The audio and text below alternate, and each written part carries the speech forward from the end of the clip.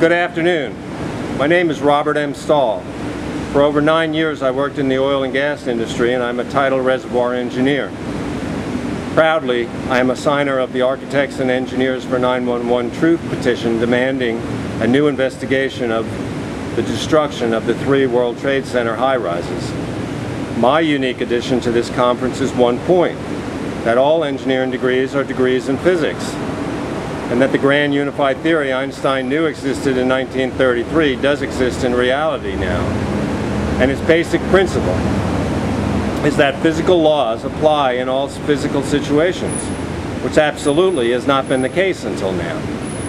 In contemporary quantum mechanics, it has not been the case at all, just the opposite.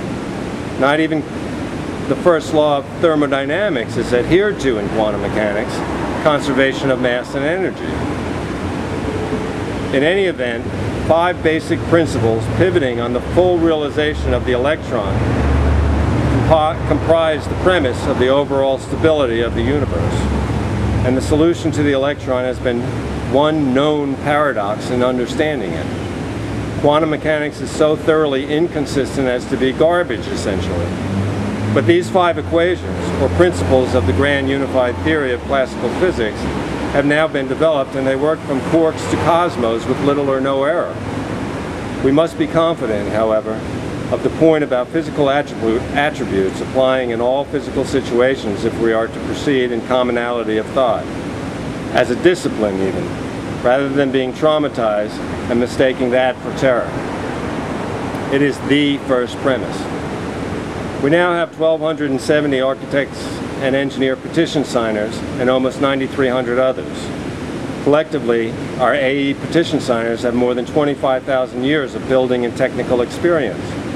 This press conference is being given by our petition signers and supporters today in 65 locations around the world, including 30 states and 4 countries.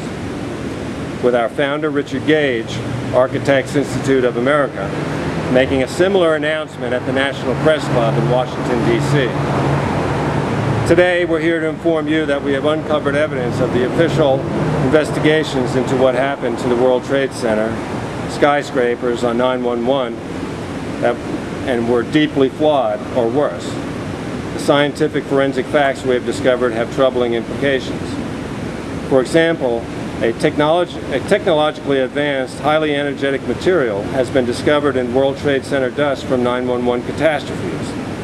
This follows the discovery by the United States Geological Survey and others of high concentrations of unusual iron-rich microspheres in the WTC dust. These microspheres can only have been formed during the destruction of the World Trade Center at temperatures far higher and can be explained by the jet fuel and office fires. Those fires, engineers employed by NIST, the National Institute of Standards and Technology, we are told were allegedly the cause of the World Trade Center's destruction. The discovery of this advanced energetic material in the form of red-gray chips distributed throughout the dust both explains the iron-rich microspheres and confirms the inadequacy of the official account of what happened that tragic day. Even before the microspheres and the red-gray chips had been identified and brought to our attention, we were deeply concerned about other aspects of the destruction of these iconic buildings and how they were investigated. More than 24 firefighters, engineers, and other witnesses reported seeing substantial quantities of molten iron or steel flowing like lava in the debris under the World Trade Center high-rises.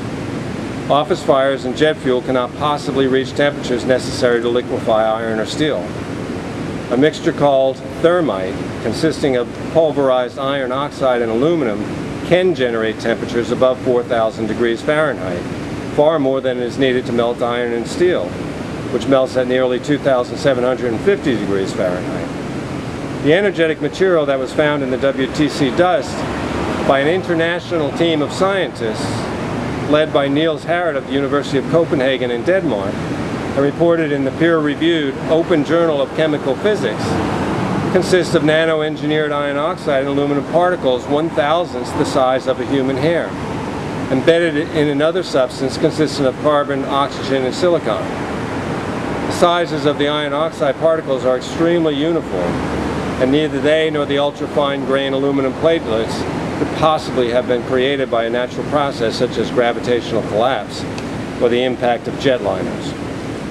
The red-gray chips in which these particles were found exhibit the same characteristics as advanced energetic materials developed in the U.S. national laboratories in years leading up to 9/11. They have no reason to be in the dust. Given all the horrific costs in human lives, lost civil liberties, and trillions of tax dollars spent in response to the official account of 9/11, there can be no more urgent need than for our country and the world to find out who put these materials in the World Trade Center and why. This need makes it all the more disturbing that top engineers in charge of the government's investigation would avoid dealing straightforwardly with all evidence that AE911Truth and others have repeatedly brought to their attention, much of which has been available in the public record since the beginning. John Gross, NIST co-project leader, has denied the existence or even any reports of molten iron or steel in the World Trade Center. They stopped their analysis of the tower's complete and highly energetic destruction at the very point when the destruction began. And they have dismissed or avoided serious analysis of the additional evidence with which we are concerned, such as 1. Both twin towers were completely dismembered and destroyed in 10 to 14 seconds. For this to happen, all 47 of their massive core columns, as well as a large fraction of their external columns, would have to be severed with explosives beforehand. Number 2, more than 100 first responders reported hearing explosions and seeing flashes of light on the onset of the destruction. Light flashes indicate explosive detonations. Number 3, multi-ton steel perimeter wall sections were ejected at 60 miles an hour to a distance of 600 feet. That speed and distance indicates that a high-pressure explosion initiated the ejection. Number 4, 90,000 tons of concrete and metal decking was pulverized in midair, indicating explosions again. Number 5, World Trade Center 7, a 47-story building which was not hit by an aircraft, came down in pure free-fall acceleration for more than 100 feet. A significant fact that NIST's Shyam Sundar was forced to admit after being presented with our research. Yet NIST has failed to review or acknowledge the obvious implications of this fact, which is that the columns must have been explosively severed within fractions of a second of each other. There are other errors and omissions in NIST's official report.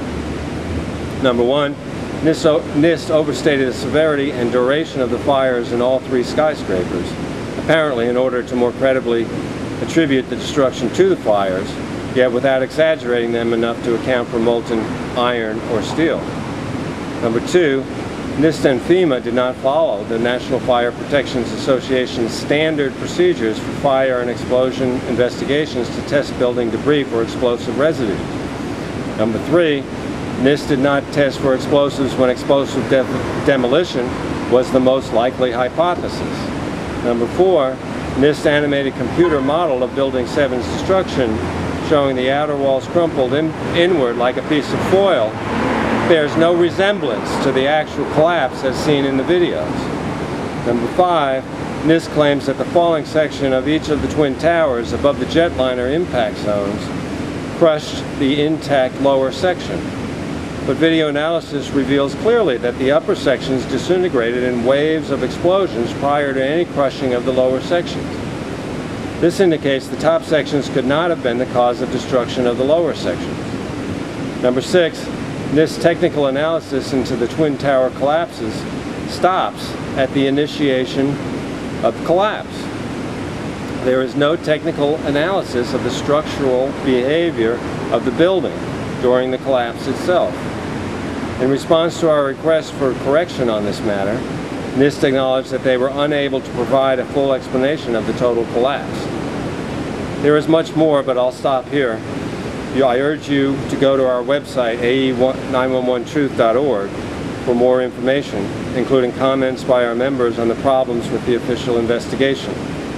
At this point, we are calling for Attorney General Eric Holder to ask a federal grand jury to begin an investigation of those responsible for the NIST report, including NIST lead investigator Shyam Sunder and co-project leader John Gross.